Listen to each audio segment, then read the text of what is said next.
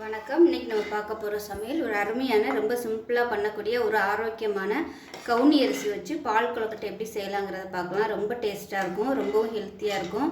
பசங்களுக்கெல்லாம் அந்த மாதிரி செஞ்சு கொடுங்க, ரொம்பவும் நல்லது. நான் வந்து இன்றைக்கி ரொம்ப சிம்பிளான மெத்தடில் தான் பண்ணியிருக்கேன். வாங்க இந்த பால் கொழுக்கட்டை எப்படி செய்யலாங்கிறத பார்க்கலாம். இப்போ ஒரு மிக்ஸிங் பவுல் எடுத்துக்கலாம். இதில் வந்து 1 டம்ளர் அளவுக்கு கவுனி அரிசி மாவு சேர்த்துக்கலாம். லாஸ்ட் வீடியோ பார்த்திங்கன்னா புட்டு ரெசிபி போட்டிருந்தேன். அதில் வந்து இந்த புட்டு மாவு எப்படி செய்கிறதுங்கிற வீடியோ வந்து டீட்டெயிலாக போட்டிருக்கேன். இது பார்த்திங்கன்னா நல்லா ஒரு 6 மணி நேரம் ஊற வச்சு தண்ணியை வடிகட்டி துணியில் வந்து நல்லா ஈரம் போக நல்லா உலர்த்திட்டு மிக்சியில் தான் போட்டு அரைச்சிருக்கேன். நான் வந்து மிஷினில் கொடுக்கல, மிக்சியிலே போட்டு நல்லா 2-3 தடவை சலித்து எடுத்துகிட்டு கடாயில் போட்டு நல்லா வறுத்து எடுத்திருக்கேன். இந்த அளவுக்கு நல்லா வறுக்கணும். அந்த மாவு தான் இது. இப்போ இதில் ஒரு சிட்டிகை அளவுக்கு உப்பு சேர்த்துக்கலாம். நம்ம ஸ்வீட் பண்ணுறதுனால கொஞ்சமாக உப்பு சேர்த்துக்கிட்டா போதும். இப்போ இதை வந்து கொஞ்சம் கொஞ்சமாக தண்ணி ஊற்றி நம்ம சப்பாத்தி மாவு எப்படி பிசைவோமோ அதே மாதிரியே பிசைஞ்சிக்கலாம். நான் வந்து நார்மல் பச்சை தண்ணி தான் சேர்த்துருக்கேன், சுடு தண்ணி வந்து நம்ம சேர்க்கல. ஏன்னா நம்ம கொழுக்கட்டை தானே பண்ண போகிறோம், நம்ம திருப்பி தண்ணியில் போட்டு நம்ம வேக வைக்க போகிறோம். அதனால் சாதாரண தண்ணியே நீங்கள் ஊற்றினா போதும். இப்போ இதில் கொஞ்சம் கொஞ்சமாக தண்ணி ஊற்றி சப்பாத்தி மாவு மாதிரி சாஃப்டாக பிசைஞ்சிக்கலாம். ரொம்ப டைட்டாக இருக்கக்கூடாது, கொஞ்சம் தளர்வாகவே பிசைஞ்சிக்கலாம். இப்போ இதில் ஒரு 2 டேபிள் ஸ்பூன் அளவுக்கு அரிசி மாவு சேர்த்துக்கலாம். இப்போ இது நல்லா பிசைஞ்சிட்டேன், இந்த அளவுக்கு பிசைஞ்சிக்கணும். இப்போ இதை வந்து நம்ம சின்ன சின்னதாக உருட்டி எடுத்துக்கலாம். நார்மலாக பால் கொழுக்கட்டைக்கு எப்படி நம்ம உருட்டுவோமோ அதே மாதிரி உருட்டி எடுத்துக்கலாம். நான் வந்து இந்த சைஸுக்கு உருட்டியிருக்கேன். ரவுண்டாகவும் உருட்டலாம், இந்த சைஸுக்கும் உருட்டலாம். எவ்வளோவுக்கு உங்களுக்கு சைஸ் வேணுமோ இதை விட சின்னதாகவும் உருட்டிக்கலாம். இப்போ இதே மாதிரியே எல்லாத்தையும் உருட்டிட்டு பார்க்கலாம். வெறும் கவுனி அரிசி தான் சேர்த்து நான் வந்து மாவு அரைச்சிருக்கேன். நம்ம வந்து வெறும் கவுனி அரிசி வந்து சேர்த்து பண்ணும்போது அது அந்த அளவுக்கு சரியாக வராது. அதனால் எப்போயுமே நம்ம அரிசி மாவு கொஞ்சம் சேர்த்துக்கிட்டோம்னா நல்லாயிருக்கும். நான் வந்து அரைக்கையில் அரிசி சேர்க்காதனால பவுடராக சேர்த்துருக்கேன். இதையும் சேர்த்து நல்லா பிசைஞ்சுக்கலாம்.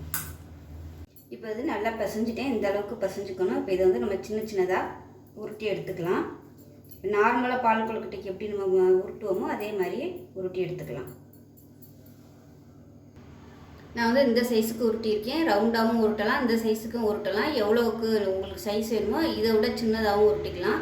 இப்போ இதே மாதிரியே எல்லாத்தையும் உருட்டிட்டு பார்க்கலாம்.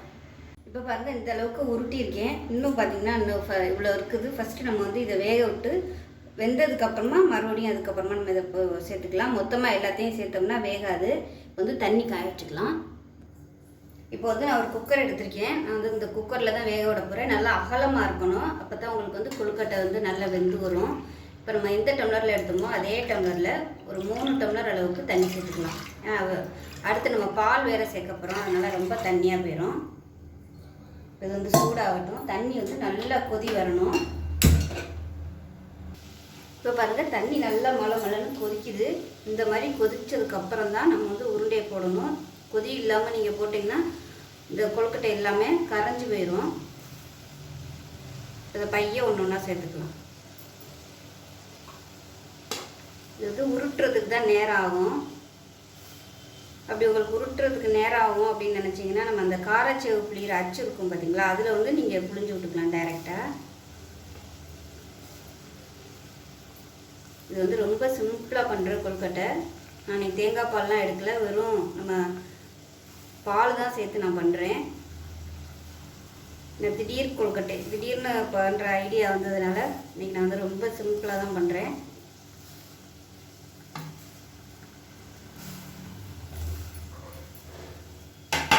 போட்டாச்சு. போட்டுட்டு கரண்டியை வச்சு கிளற வேணாம், அப்படி லேசாக அப்படி ஆட்டி விட்டிங்கன்னா போதும். இது வந்து வெந்து மேலே வரணும். வந்ததுக்கப்புறம் அடுத்ததை சேர்த்துக்கலாம். இப்போ பார்த்திங்கன்னா முதல் போட்டது எல்லாமே வெந்து மேலே வந்துருச்சு. இப்போ மிச்சம் இருக்கிறதையும் சேர்த்துக்கலாம். இது வந்து உருட்டுறதுக்கு தான் நேரம் ஆகும். அதனால் இது மேக்ஸிமம் பார்த்திங்கன்னா இது ஞாயிற்றுக்கிழமை டைம் தான் எல்லாருமே செய்வாங்க. பொதுவாக பெரியவங்க எல்லாருமே. ஏன்னா ஞாயிற்றுக்கிழமை வந்து வீட்டில் ஆள் இருப்பாங்க, சின்ன குட்டீஸுங்க இருக்கும். அதுகள்கிட்ட கொடுத்தோம்னா நல்லா சின்ன சின்னதாக கொட்டி கொடுத்துருங்க. மற்றபடி இது வந்து தனியாலாம் செய்யும்போது நமக்கு ரொம்ப போர் அடிக்கும். அதனால் நீங்கள் செய்ய நினச்சிங்கன்னா ஞாயிற்றுக்கிழமை டைம், மேக்ஸிமம் இது ஈவினிங் டைம் தான் செய்வாங்க ஞாயிற்றுக்கிழமை. எனக்கெல்லாம் அப்படி தான் தெரிஞ்சு பழக்கம். பாருங்கள், வெந்துருச்சுன்னா கலர் அப்படியே மாறிடும். இப்போ பாருங்கள், எல்லாமே நல்லா வெந்து கலர் மாறிடுச்சு. வந்து நல்லா ஒரு பிங்க் கலரில் இருந்துச்சு. இப்போ பாருங்கள், எல்லாமே ஒரு நல்ல ஒரு பிளாக் கலரில் அப்படியே வந்துருச்சு பாருங்கள். இப்போ இந்த ஸ்டேஜில் வந்து நம்ம சர்க்கரை சேர்த்துக்கலாம். இப்போ எந்த டம்ளரில் நம்ம மாவு எடுத்தோமோ அதே டம்ளரில் நான் வந்து ஒரு 3/4 டம்ளர் அளவுக்கு எடுத்துருக்கேன். இது வந்து சுத்தமான சர்க்கரை, அதனால நான் அப்படியே சேர்த்துட்டேன். நீங்கள் வந்து வெளியில் சாதாரண சர்க்கரை, வெல்லம் இந்த மாதிரி வாங்கினீங்கன்னா நல்லா தண்ணியில் வந்து கரைச்சிட்டு வடிகட்டி சேர்த்துக்கோங்க. இல்லைன்னா நீங்கள் ஜீனி கூட சேர்த்துக்கலாம். ஜீனி சேர்க்குறது ஆரோக்கியம் கிடையாது. அதனால் இது மாதிரி வெல்லம் சேர்த்திங்கன்னா தான் நல்லது. நான் வந்து ஒரு அளவாக தான் சேர்த்துருக்கேன். அதுக்கப்புறமா பத்தலைன்னா நம்ம சேர்த்துக்கலாம். இப்போ அந்த வெள்ளை தண்ணியிலே கொஞ்சம் கொதிக்கட்டும். இப்போ நல்லா கொதிச்சுக்கிட்டு இருக்குது. ஒருவேளை உங்களுக்கு வந்து ரொம்ப தண்ணியாக இருக்கிற மாதிரி தோணுச்சுன்னா கொஞ்சமாக அரிசி மாவு வந்து தண்ணியில் கரைச்சிட்டு இதோட சேர்த்துக்கோங்க. என்கிட்ட வந்து இந்த புட்டு மாவு வந்து காலி ஆகிடுச்சு. இதோட எல்லாமே சேர்த்துட்டேன். அதனால் மாவு இல்லாதனால நான் வந்து அரிசி மாவு சேர்த்துருக்கேன்.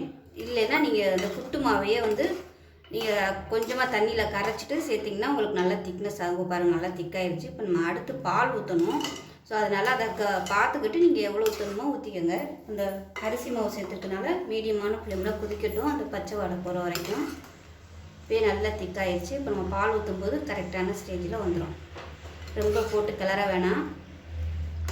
பாருங்கள், நல்லா அப்படியே பளபளன்னு வந்துடுச்சு. கலர் பாருங்கள், சூப்பராக இருக்குது. பாருங்கள், இந்த சின்ன பசங்களுக்கு சாக்லேட் கொழுக்கட்டைன்னு சொல்லி கொடுத்தீங்கன்னா சாப்பிட்ருவாங்க. அவ்வளோ சூப்பராக இருக்கும். இப்போ நல்லா கெட்டியாக வந்துடுச்சு. அரிசி மாவோட பச்சை வாசனையும் போயிடுச்சு. நல்லா 1 நிமிஷம் கொதிக்க விட்டிங்கன்னா போதும். இப்போ வந்து அமர்த்திடலாம். இப்போ வந்து பால் சேர்க்கணும். சூடாக இருக்கும்போது நம்ம பால் சேர்க்கக்கூடாது. ஏன்னா நம்ம வெல்லம் சேர்த்துக்கிறதுனால திரிஞ்சு போகிறதுக்கு வாய்ப்பு இருக்குது. அதனால் கொஞ்சம் ஆறட்டும். ஆறுனதுக்கப்புறம் எந்த டம்ளரில் மாவு எடுத்தோமோ அதே டம்ளரில் நான் வந்து 2 டம்ளருக்கு பால் சேர்க்குறேன். திக்னஸை பார்த்துக்கிட்டு பால் வந்து எவ்வளோ ஊற்றணுமோ கொஞ்சம் கொஞ்சமாக சேர்த்துக்கோங்க. ரொம்ப ஊற்றிட்டிங்கன்னா அப்புறம் தண்ணியாட்டம் ஆயிரும். ஸோ இது வந்து ஆறுனதுக்கப்புறமும் கொஞ்சம் கெட்டியாகும். அதை பொறுத்து நீங்கள் பால் சேர்க்குறது கூடவோ குறைச்சோ சேர்த்துக்கலாம். இப்போ இது ஆறட்டும். நல்லா கொஞ்சம் ஆறிடுச்சு. இந்த ஸ்டேஜில் பால் சேர்த்துக்கலாம். எப்பயுமே சூட்டோடு ஊற்றிடாதீங்க. ஒன்று ஏதாவது ஒன்று வந்து ஆறி இருக்கணும். இப்போ திக்னஸ் பார்த்துட்டு இன்னும் கொஞ்சம் பால் சேர்த்துக்கலாம். நல்லா திக்காகவே இருக்குது. இன்னும் கொஞ்சம் பால் சேர்த்துக்கலாம். நான் முன்னாடியே பால் வந்து காய்ச்சி வச்சுட்டேன். இன்னும் 1 டம்ளருக்கு பால் சேர்க்குறேன். நான் ரொம்ப சிம்பிளாக பண்ணதுனால தேங்காய் பால்லாம் எடுக்கலை. இதில் தேங்காய் பால் சேர்த்திங்கன்னா இன்னுமே டேஸ்ட்டு சூப்பராக இருக்கும். நான் அடுத்த வீடியோவில் பாசிப்பருப்பு தேங்காய் பால்லாம் வச்சு பால் கொழுக்கட்டை பண்ணுவாங்க. ஸோ அது வந்து நான் இன்னொரு வீடியோவில் வந்து போடுறேன். அதுவும் சூப்பராக இருக்கும். இது வந்து ரொம்ப சிம்பிளாக பண்ணக்கூடிய பால் கொழுக்கட்டை. இதில் ஏலக்காய், சுக்கு இதெல்லாம் போடுறது உங்களோட விருப்பம். அவ்வளோதான். அருமையான கவுனி அரிசி பால் கொழுக்கட்டை ரெடி ஆயிடுச்சு. நல்ல ஹெல்த்தியாக இருக்கும். ரொம்ப ஒரு ஆரோக்கியமான ஒரு ஈவினிங் ஸ்நாக்ஸு, ஒரு பாரம்பரியமான ஒரு ஈவினிங் ஸ்நாக்ஸு. பிள்ளைகளுக்கு செஞ்சு கொடுங்க, ரொம்பவும் நல்லது. ஸோ அவ்வளோதான். இந்த வீடியோ பிடிச்சிச்சின்னா லைக் பண்ணுங்கள், கமெண்ட் பண்ணுங்கள், சேனலை சப்ஸ்கிரைப் பண்ணுங்கள், பக்கத்தில் உள்ள பெல் பட்டனையும் ப்ரெஸ் பண்ணுங்கள். நன்றி.